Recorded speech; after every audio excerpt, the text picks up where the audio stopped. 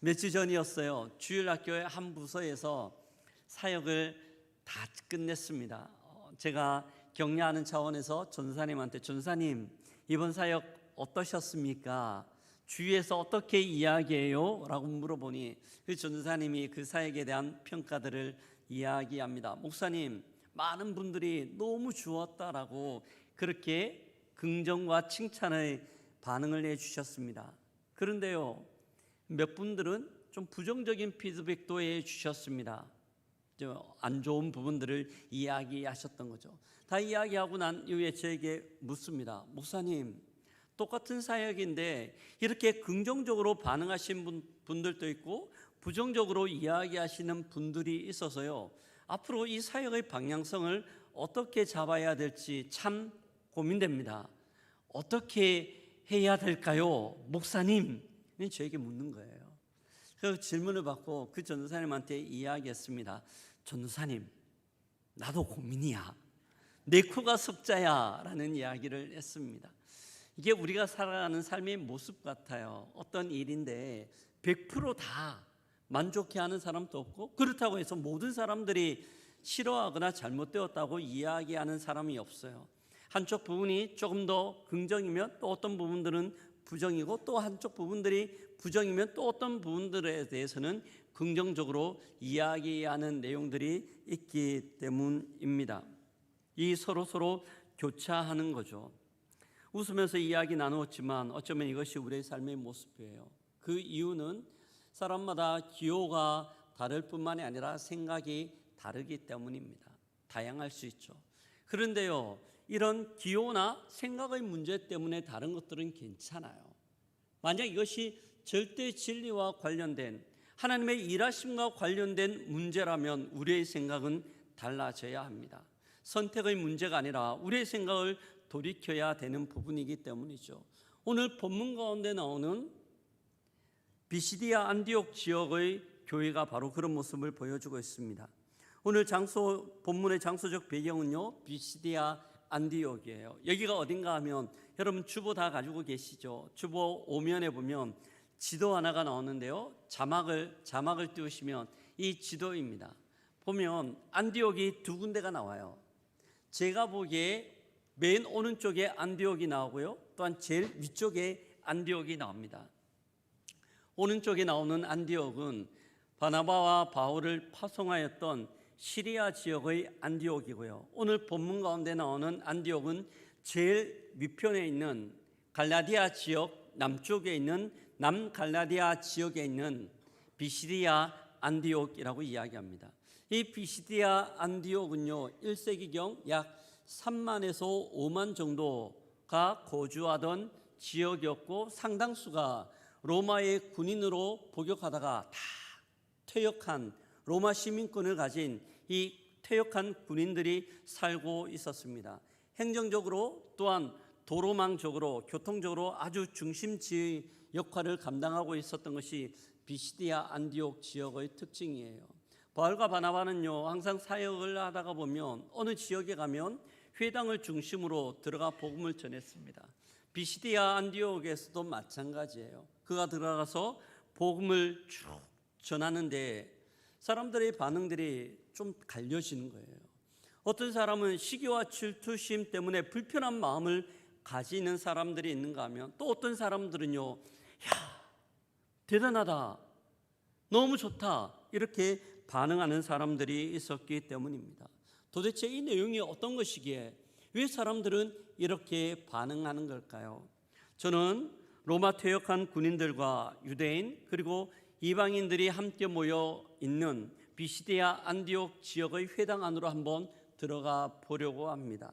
그 회당 안에서 바울이 선포한 복음이 무엇이며 사람들이 왜 이렇게 반응했는지 그들의 모습을 살피며 또한 우리의 모습을 점검하는 시간 되기를 주의 이름으로 기도드립니다. 아멘. 우리가 읽었던 사도행전 13장은요 교회사적으로도 또한 사도행전에서도 굉장히 중요합니다. 하나의 분기점 역할을 감당하기 때문이에요.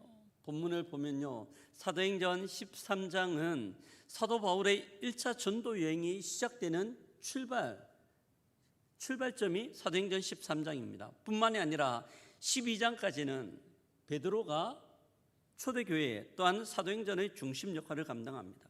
근데 13장부터는요, 사도 바울이 사도행전 전체의 중심 역할을 감당하며 그 축이 옮겨지는 거예요. 이를 반영하듯 13장에 보면 12장까지는 사울이라는 이름으로 등장하다가 13장부터는 바울이라는 이름으로 등장하는 것을 볼 수 있습니다. 본문 우리가 읽었던 앞부분은요, 바울이 이 비시디아 안디옥의 회당에 들어가서 복음을 전했던 내용들입니다. 근데 이 내용을 듣자 사람들의 반응이 굉장했습니다. 42절과 43절을 보면요, 다 이야 말씀을 전하고 난 이후에 바나바하고 바울이 집으로 가려고 하는데 사람들이 막 쫓아오는 거예요. 그리고 옷을 탁 잡더니만 제발 다음 주에도 와서 다음 안식일에도 동일한 말씀들을 우리에게 전해 주십시오, 이렇게 부탁을 하는 겁니다. 이 부탁을 받았기 때문일까요? 다음 일주일이 지나고 새로운 안식일이 되었습니다. 이제 바울하고 바나바가 그 회당으로 쭉 들어가는데 깜짝 놀랄 일이 일어났습니다. 분위기가 너무 다른 거예요. 수많은 사람들이 그 자리에 참여해 있었고요. 본문 44절에 보면 온 도시의 사람들이 다 모였다고 할 정도로 엄청난 사람들이 그 회당 주위에 또한 회당 안에 모여 있었습니다. 사람들이 모여서 어떤 생각들을 했을까요? 야, 지난주에 바울이 했던 그 설교 들었지? 너무 좋지 않았어? 오늘은 어떤 말씀을 전해줄까? 오늘은 어떤 비밀들을 우리에게 가르쳐줄까? 사람들은 너무 기대하고 있었고 그 무리들 중에는 상당수의 이방인들 또한 참여해 있었습니다. 기대하는 마음이죠. 그런데요, 그 회당 안에는 이런 기대하는 마음만 갖고 있는 사람들이 있었는 것 아니었어요. 전혀 다른 감정을 가지고 있는 사람들도 있었는데요, 유대인입니다. 우리가 읽었던 본문 45절인데요, 현대인의 성경으로 45절을 함께 읽어보도록 하겠습니다. 유대인들은 군중들을 보고 시기가 가득하여 바울이 말하는 것을 방해하며 모욕하였다. 유대인들은 군중들을 보고 어땠다고 이야기합니까? 시기가 가득하여. 유대인들의 마음 가운데 시기가 너무 많은 거예요. 그리고 이 시기 때문에 방해하며 모욕하고 있습니다. 왜 유대인들은 이런 시기가 이렇게 많이 그들의 마음 가운데 있었을까요? 몇 가지 이유 때문이에요. 첫 번째는요, 자신들의 영향력이 줄어들 것들에 대한 염려 때문입니다. 지금까지 안디옥에 있던 사람들은 유대인들을 그들의 종교적 리더십에 있는 사람들로 생각했습니다. 이 유대인들이 회당에서 하나님에 대한 이야기를 나눌 때마다 참, 이들이 종교적 리더십에 있구나 생각했거든요. 근데 바울하고 바나바가 와서 새로운 복음을 이야기하자 수많은 사람들이 반응을 하는 거예요. 지금까지 들었던 이 유대 랍비들이 전해주었던 형식적인 내용들하고 너무 차원 자체가 달랐기 때문이거든요. 체계적이고 논리적이며 새로운 관점으로 복음을 이야기했기 때문에 사람들이 집중하는 겁니다. 근데 유대인들이 혹시나 그들의 리더십, 그들의 위치 자체가 흔들리지 않을까, 그런 두려움과 걱정들이 있었기 때문에 시기하는 마음들이 있었던 거예요. 또한 시기하는 마음들이 있었던 이유는요, 선민의식과 특권의식이 침해되었기 때문입니다. 유대인들을 구분 짓는 것은 두 가지입니다. 첫 번째는 그들이 태어나서 어릴 때 받는 할례이고요, 두 번째는 율법이에요. 율법을 철저하게 지킴으로 하나님의 백성, 선택받은 민족이라는 자부심을 가지고 있었거든요. 근데 바울이 와서 복음을 전하는데 이 하나님의 자녀가 되는 길은 율법이나 할례를 받는 것 상관없이 예수 그리스도를 믿기만 하면, 복음을 믿기만 하면 하나님의 자녀가 될 수 있다는 이야기를 합니다. 너무나 색다른 거죠. 사람들이 여기에 혹하게 됩니다. 여기에 유대인들의 자존심이 상하는 거예요. 그들이 생명처럼 여기는 율법이나 할례들을 너무 무시하고 있는 바울의 설교 때문입니다. 하나님의 은혜가 흘러가는 것들에 대하여 관심 갖는 것이 아니라 자기들의 체면, 자기들의 입지가 어떻게 되는가가 이 유대인들의 최고의 관심이었어요. 그들의 마음 가운데 시기심이 들었던 겁니다. 결론적으로 자기 자신이 시기심의 본질이었습니다. 그런데 여러분, 우리도 이런 함정에 빠질 때가 있습니다. 아니, 아주 많습니다. 시기심의 함정에 빠질 때가 너무너무 많은 거죠. 지내다가 보면요, 혹시 같은 직장에서 일하는데 인사 발령이 났어요. 나하고 비슷하게 입사했고 나하고 또 비슷하게 일을 하는데 나는 승진해서 떨어지고 옆에 있는 사람이 승진했다는 이야기를 듣습니다. 옆에 있으니 겉으로는 축하해 라는 인사를 건네지만 우리의 마음이 굉장히 불편해지죠. 친구 아들이요, 이번 입시에서 굉장히 좋은 학교에 입학했다는 이야기를 듣습니다. 우리가 박수는 쳐주고 축하는 하지만 우리의 마음 가운데 불편함이 드는 이유는 무엇일까요? 시기심 때문이죠. 이런 시기심은 저도 동일합니다. 얼마 전이었어요. 목사님들끼리 모여서 막 이야기를 하고 있는데 한 목사님이 그 교회 이야기 들었어? 새로운 목사님이 왔는데 너무 사역을 잘한다는 거야. 교회가 막 부흥한데 저하고는 상관도 없어요. 제가 섬기는 교회도 아니에요. 그런데 마음이 불편한 거죠. 그럴 이유도 없고 그럴 필요도 없음에도 불구하고 제 마음이 불편한 이유는 무엇일까요? 시기심이 제 가운데 들었기 때문입니다. 저만 그런가요? 여러분들은 어떻습니까? 시기심이라는 것은요, 누구나 다 경험하는 마음의 감정이에요. 어떤 사람은 이야기할 수 있습니다. 시기심 성격 때문 아닙니까? 성령 때문에 그럴 수 있잖아요 라고 이야기하지만 성경은 우리에게 다르게 말씀하고 있습니다. 야고보서 3장 16절인데요, 같이 한번 읽어보겠습니다. 시기와 다툼이 있는 곳에는 혼란과 모든 악한 일이 있음이라. 시기와 다툼이 있는 곳에, 시기가 있는 곳에는요, 혼란함과 모든 악한 일이 있다고 이야기합니다. 시기가 우리의 마음속에 들어와 또한 우리의 마음을 지배하는 순간 우리의 마음은요, 사탄의 놀이터가 됩니다. 우리의 감정을 이리저리 휘두르면서 우리의 생각들을 조절해요. 시기심이 한번 들어오면요, 시기심은 시기심이라는 감정으로 멈추지 않아요. 타인을 향하여 미움의 감정, 불편한 감정으로 넘어가죠. 심할 때는 이 감정이 그의 말과 그의 행동으로 드러나는 것을 봅니다. 우리가 창세기 4장에 나오는 가인과 아벨의 이야기를 알 거예요. 형 가인이 동생 아벨을 죽입니다. 왜 죽입니까? 왜 죽입니까? 시기심 때문이에요. 출애굽기에 보면 모세가 이스라엘 백성들을 데리고 출애굽합니다. 지도자들이 있었죠. 모세의 형과 누나도 지도자였어요. 근데 형인 아론과 누나인 미디암이 모세 동생을 모함을 합니다. 모함을 해요. 왜 그렇습니까? 시기심 때문이에요. 너만 왜 최고의 리더십 가운데 있냐? 우리도 리더인데 왜 너만 하냐? 시기심이 그 마음 가운데 있었을 때 다른 모습들로 나타나는 거죠. 영국의 유명한 기독 지성인인 C.S. 루이스는 시기에 대해서 우리에게 이렇게 이야기합니다. 시기심은 저 사람이 나보다 나아지는 것을 참아볼 수 없는 마음이다 라고 이야기합니다. 시기심이라는 것은요, 저 사람이 나보다 나아지는 것을 참아볼 수 없는 마음, 그 마음의 상태가 시기심이라고 이야기를 해요. 시기는 비교를 통해 우리의 마음을 하나님께로부터 멀어지게 합니다. 하나님께서 우리에게 주신 것도 참 많음에도 불구하고 시기심이 들어오는 순간 그것을 보지 못해요. 상대편이 보고 있는 것, 가지고 있는 것만 보니까요, 감사가 없어지는 거죠. 이게 시기심이에요. 이런 시기심의 모습을 잘 보여주는 성경이 있다면 저는 누가복음 15장 같습니다. 탕자 비유가 나와요. 아버지의 유산을 가지고 멀리 떠났던 둘째 아들이 다 떨어먹고 다 탕진하고 난 다음 거지 모습을 하고 집으로 돌아옵니다.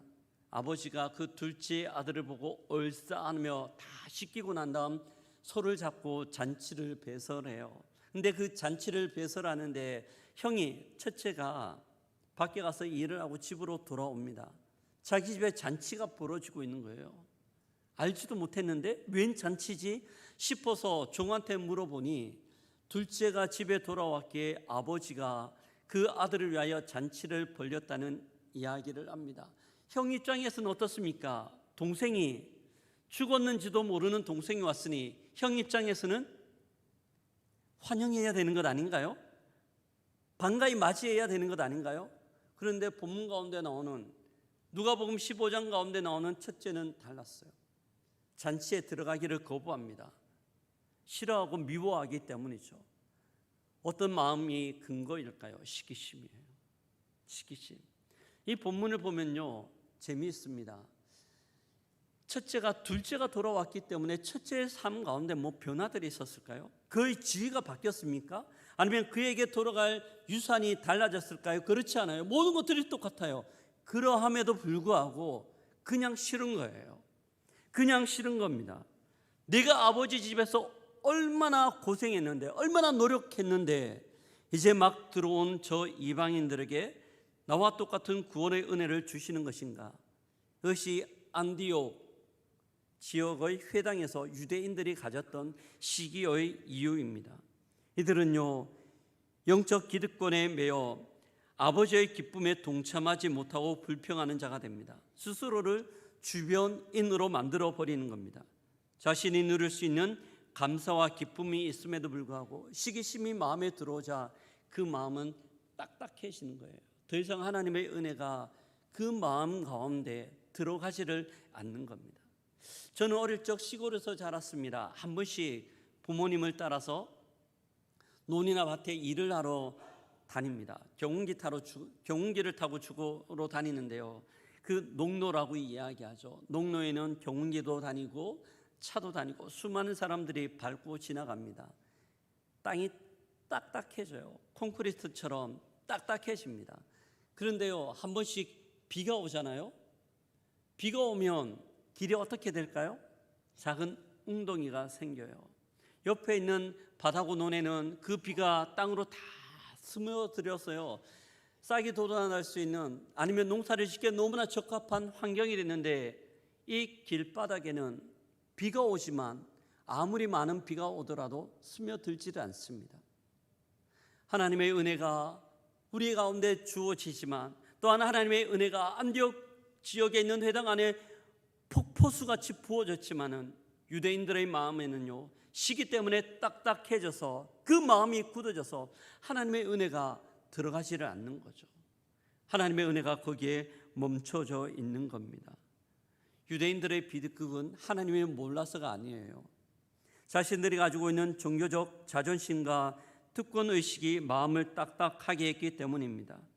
이런 시기심의 유혹은 오랜 신앙생활을 하고요, 교회에서 중직을 맡고 있는 분들에게 훨씬 더 쉽게 다가옵니다.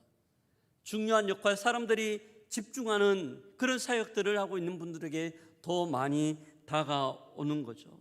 혹시나 이 사역의 중심부에서 내가 멀어지는 것은 아닌가, 이런 두려움 때문에 그렇습니다. 이것이 유대인들의 마음이에요.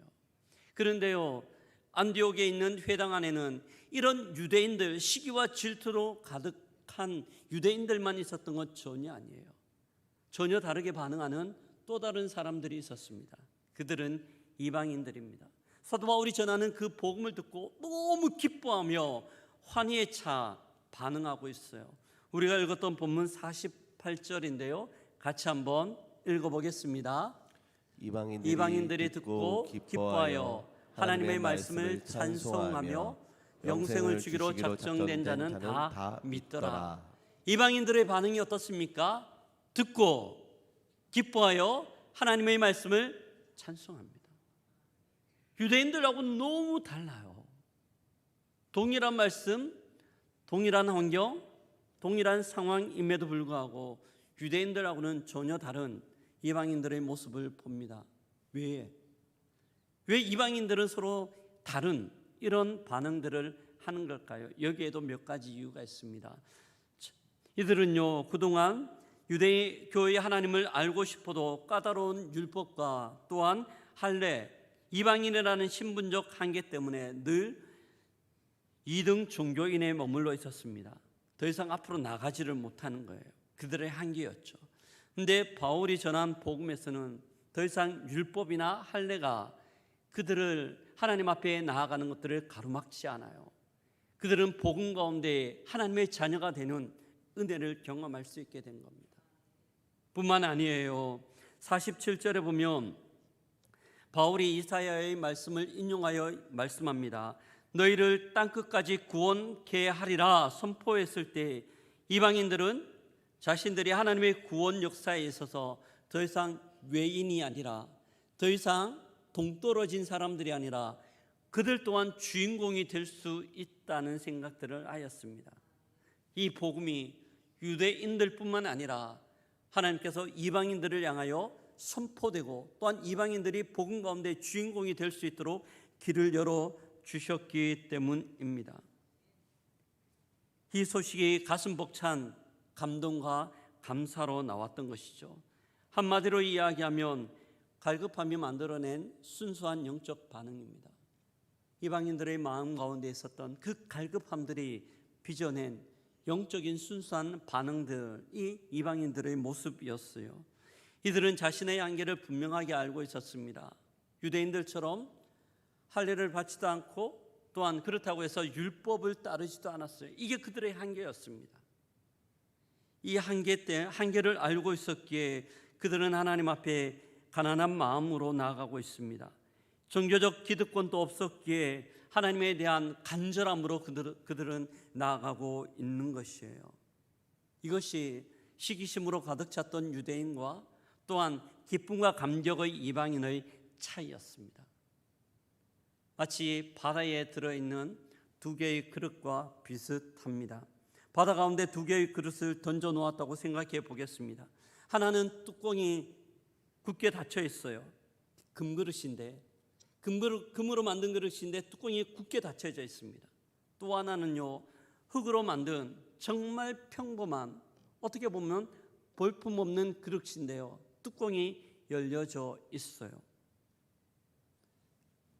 비록 금으로 만들어진 그릇이라 하더라도 뚜껑이 닫혀져 있으면 한 방울의 바닷물도 들어갈 수 없습니다. 반면 평범한 흙그릇이라 하더라도 뚜껑만 열려 있으면 바다의 그 풍성함을 가득 담아낼 수 있는 겁니다.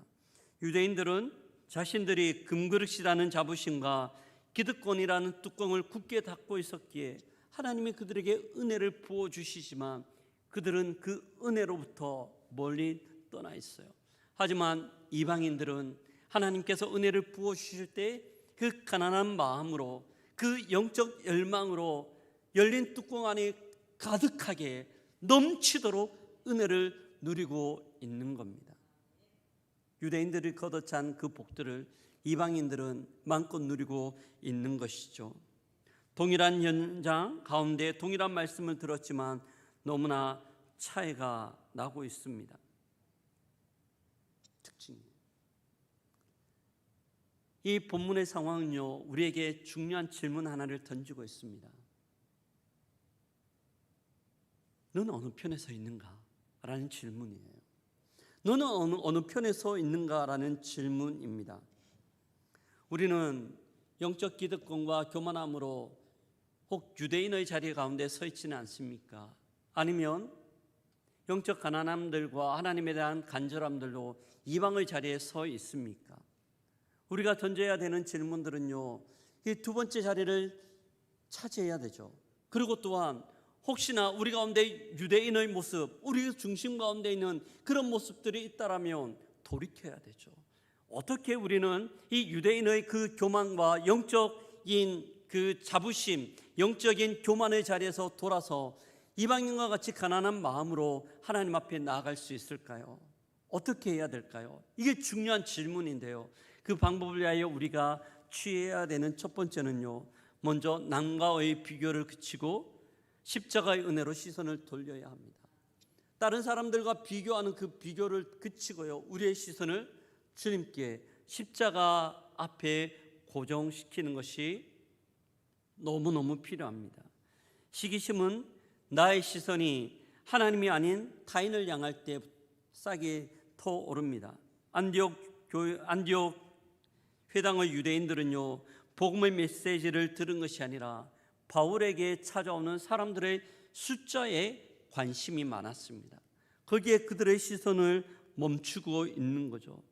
은혜의 본질을 놓치고 사람의 인기에 마음을 뺏겼기 때문입니다. 사랑하는 성도 여러분, 시기심을 이기는 방법은요, 시선의 이동이에요. 우리의 시선을, 타인을 보는 우리의 시선을 십자가로 이동시켜야 합니다. 십자가를 바라볼 때요, 다른 사람들을 볼 겨를이 없어요. 그 십자가의 은혜가 우리 가운데 주어진 그 감격들이 있기 때문에 타인을 비교할 필요가 없어요. 십자가 앞에서 나를 향한 하나님의 사랑이 얼마나 위대하고 얼마나 감격스러운지 계속해서 집중하는 거죠. 그 은혜에 집중할 때 타인을 보는 우리의 시선들은 힘을 잃게 될 줄 믿습니다. 하나님 나라의 법칙은요, 아무리 타인에게, 다른 사람에게 하나님께서 은혜를 많이 부어주신다 하더라도 그 은혜는 줄어들지 않아요. 그 은혜는 나의 삶들 가운데도 또 충만하게 부어질 수 있을 정도로 하나님의 은혜는 차고 넘치는 줄 믿습니다. 이것이 하나님 나라의 법칙이에요. 그래서 타인이 받는 은혜에 내가 그렇게 반응할 필요가 없어요. 도리어 내가 타인이 받는 은혜에 격려하고 칭찬하고 함께 기뻐하면 나는 그 은혜 가운데 외인이 되는 것이 아니라 그 은혜 가운데 주인공이 되어 함께 누릴 수 있게 되거든요. 우리의 시선을 고정해야 됩니다. 또한 우리가 해야 되는 것은요, 금그릇의 특권의식을 버리고 가난한 흙그릇의 마음을 회복해야 합니다. 특권의식을 버리고요, 가난한 하나님의 은혜에 대한 가난한 마음들을 회복하는 겁니다. 유대인들이 복음을 거둬찬 이유는 자신들이 화려한 금그릇이라는 자부심 때문이었습니다. 우리는 어느새 기득권으로 인하여 은혜의 뚜껑을 닫아버리고 있지는 않습니까? 신앙의 연수가 늘어나고요, 교회에서 사역의 횟수가 늘어나고 내가 맡고 있는 사역이 집중되면서 우리는 은혜를 잊어버리고 내가 드러나는 것들 가운데 더욱더 좀 관심이 가 있지는 않는가에 대한 질문이에요. 이 질문은요, 제가 말씀을 통하여 여러분에게 던지는 것이 아니라 저에게 던지는 질문입니다. 제가 담임 목회를 하고 횟수가 늘어나며 사역이 확장됩니다. 많은 사람들이 저를 알아봅니다. 어느새 제 마음 가운데 이런 딱딱한 마음들을, 이런 영적 경직됨이 슬금슬금 찾아올 때가 있거든요. 우리에게 필요한 것은, 저에게 필요한 것은 은혜에 대한 목마름들이에요.